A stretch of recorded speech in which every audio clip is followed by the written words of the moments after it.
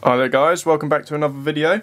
I just thought I'd do a really quick video today, just on a bit of a description of what I actually use for my airbrushing. Keep getting a few questions on Facebook, comments on videos, things like that, just asking sort of what airbrush do I use, what airbrush paints do I use, just different sort of questions regarding the airbrushing side of stuff. So I just thought I'd do a quick video just showing what I have, what I use, and potentially just the basics of what you need to start out to get started in airbrushing, which is people sort of think it's this big scary sort of new realm of painting, but it's not at all, and it's not expensive to get into. You can pick yourself up a starter kit, a compressor and an airbrush for the 75 quid, you know. I mean, that's a birthday present, that's a Christmas present, or even that's your little treat when you get paid at the end of the month. So not a great deal of money. So like I say, I'll go through what I use to airbrush. I mean, I'll start with the most important parts, obviously the airbrushes themselves. So I use a cheap Chinese airbrush. This one was a purchase, it was an Expo set that came with a compressor. Very sort of cheaply made, obviously, as you expect from a Chinese build. They're very solid though, they're very heavy. They've obviously, as you can see, got a very large cup, they've got a 0.4 needle. So they're actually a very good airbrush for sort of your base layers and your basic shading and things like that. They've obviously got the adjustable stop there for the trigger. It is a dual action trigger. So to be fair, for what you pay for them, they're very good, and they're a great way to get into your airbrushing and sort of try it out, see if it's for you, try some different techniques. They're easy to start learning, sort of OSL and things like that. So that's the first one I use. I still use that now a lot for all my basing. And then I use the Harder & Steenbeck Infinity. This one, obviously, as you can see, is a bit more refined, so has a lot more features on it.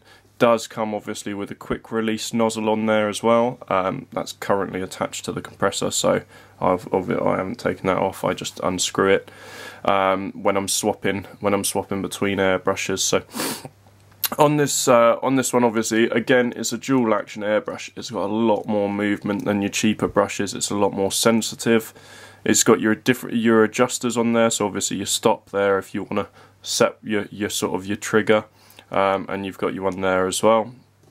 Now you'll see a lot smaller cup on this one. I use this one mainly for detailing and things like that, so naturally only need a small amount of paint at a time. Also on here, this has got a 0.14 needle, so a much finer needle. Can get it down to, I mean, well, I can get it down to sort of as thin as these lines on this sheet. You know, it comes out really nice and crisp. Now, something like this is going to set you back a bit more money. I picked this one up in Japan whilst I was travelling.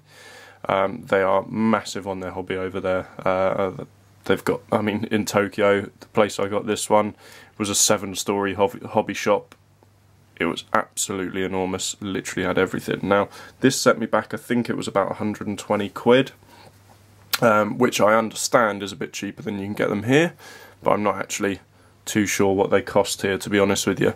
But you do get what you pay for. I mean, the build quality is absolutely, is just insane. The feel of it, the weight of it, the use of it is just worth the money, worth its weight in gold. And you can screw this off. You can buy different size cups. You can get different size nozzles and needles. So they are sort of interchangeable. They are compatible. You don't have to buy a new airbrush for different sizes. So that's the two airbrushes I use. Obviously, you see there I've got some hosing.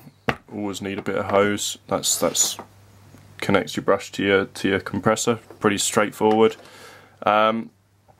Now, in terms of the compressor, I just use it's the first compressor I got was quite a cheap one. I think it set me back about 60 quid. Again, it's an Expo one. It's a tank compressor, so it's really important that you get a compressor with a tank on it. This basically means that the compressor pumps air into the tank at a certain pressure that you set.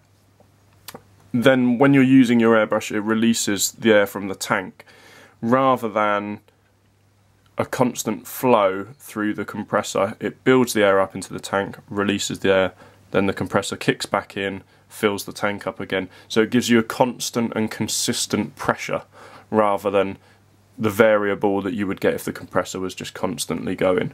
Also, obviously, it means that it's not so noisy because the actual compressor itself cuts out once the tank's full.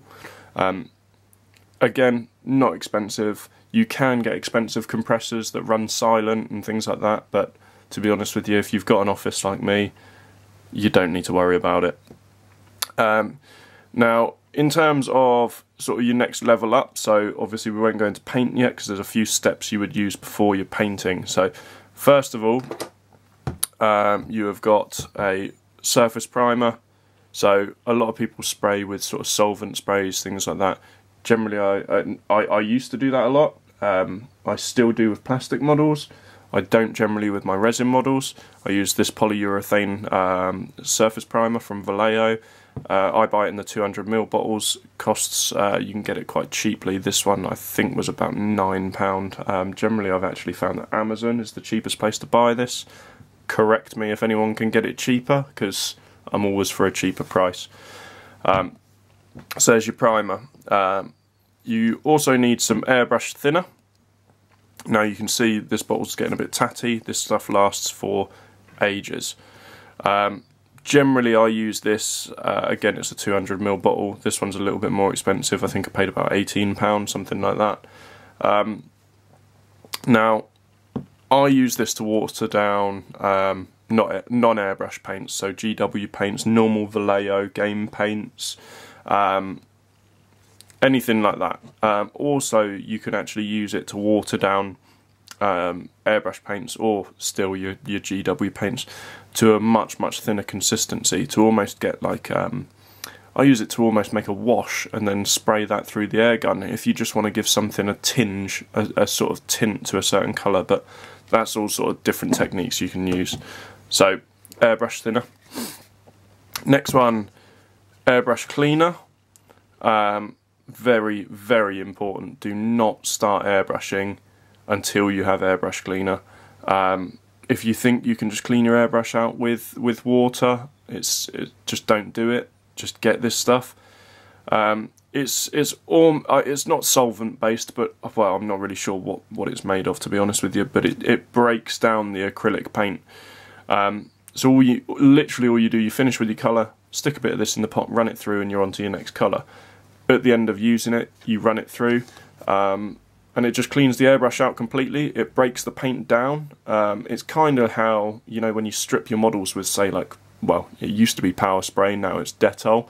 Obviously power spray doesn't work anymore. So it works like that. It almost breaks the paint down and makes it into a soft substance, so then it flows out of your airbrush. You can also soak your airbrush components in this, so if you break your airbrush down into components, you can soak it in this if you've got any hard build-ups, and it will break it down. But just run it through every time, and you never need to do that. Now a big bottle of that's I mean 16 ounce, it's obviously an American product. I don't know what that is in millilitres. It looks, to be honest with you, probably about 500ml, a bit bigger than that. So need to get that. That is a very important product to have. Then obviously, so we've got those materials there. Naturally, your next step would be your paint. However, I do just want to point out, guys, something very important that I do recommend to everyone: a mask. Now, I just get cheap masks with a little vent in them. When you're using an airbrush, you can kick up a lot of excess vapour from the paint. Now, you don't want to be breathing that in. Don't get me wrong, I don't think it's particularly harmful, but you don't want that inside you. It's not where it's meant to be, so I always just wear a little mask. Just keep your airways clean. They're only cheap. I mean, you'll pay a couple of quid for a pack of 2, next to nothing. and it just keeps you a bit cleaner. Definitely get it. You can get really sort of posh over the top ones, like neoprene sort of face masks and things like that. That's up to you if you want to go down that route. They do look pretty cool, but it's only you that's going to see it, so up to you. Now, paints. You've got a choice of paints. Completely up to you. You can use the standard GW paints and you can water them down with your airbrush thinner. That's completely up to you. I find that no matter how much you water them down, you will still clog sooner or later. However, there's a lot of colours in the GW range that you can't get in other ranges. You can get similar, but not exactly the same. I also mix in a few different ranges, so Vallejo Model Air. The Model Air range has been around for a long time. Basically, they do paints. They were originally aimed at sort of military modelling, so they do paints that sort of match those sort of techniques, those fields, so rusts, greens, browns, all that sort of thing. They don't really do the bright, vibrant colours that GW do. So because of that, I think they heard the calling for that and they released a new range only a few months ago. Now, that's called the Vallejo Game Air range. So you'll see slightly different bottles there. The Game Air range covers the game colours, so the colours, the really bright vibrance. You've got things. I mean, look at the richness of this. These are sort of beautiful, rich, bright colours that they do. They obviously still do all the basic ranges. They still do the dull colours. The other thing that the game range I find fantastic for, the metallics. So here I've got silvers. They do a whole range again. These are only 3 that I use.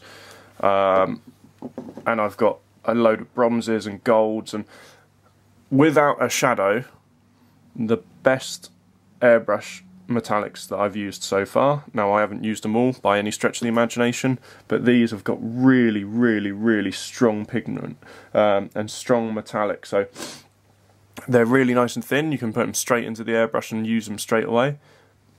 And they just give you that really good coverage and really good sort of colour on what you want to go for. So amazing paints. Get your hands on some of those. So really, that's what I use there. Now, I do have a few other ranges of paints that I'm not going to get out. I use some AK Interactive stuff. I also use some different pigments that I'll mix up with some thinner and turn it into almost like a paint.